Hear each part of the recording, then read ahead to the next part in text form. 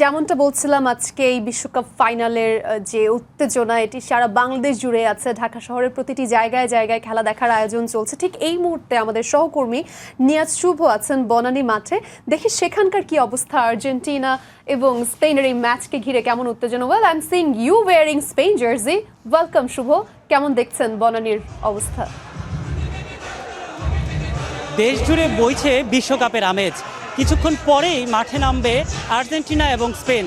তবে এই দুই দল মাঠে নামার আগেই মাঠের উত্তেজনা ছড়িয়ে পড়েছে বিশ্বজুড়ে। আমরা এই মুহূর্তে আছি রাজধানীর বনানীতে। ঢাকার বিভিন্ন জায়গায় কিন্তু আজকে বিভিন্ন আয়োজন করা হয়েছে। সেখানে যেভাবে তারা আসলে মানুষের সমাগম এবং যেভাবে আসলে সকলেই এই আয়োজনগুলোতে অংশ নিচ্ছে, সেইটি আসলে কিন্তু এই বিশ্বকাপের উন্মাদনাকে আরও বহুগুণ বাড়িয়ে দিয়েছে।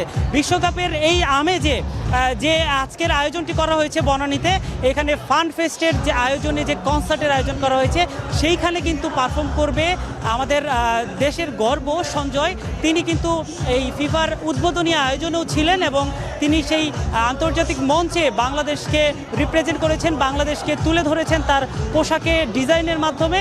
এবং এই যে তাকে ঘিরে যে বিশ্বব্যাপী যে উন্মাদনা শুরু হয়েছিল, এছাড়াও এই পরবর্তী সময়ে কিন্তু তিনি যুক্তরাষ্ট্রের বিভিন্ন শহরে আয়োজিত ফিফার আয়োজনে অংশ নিয়েছেন এবং সেখানেও তিনি দর্শক মাতিয়েছেন।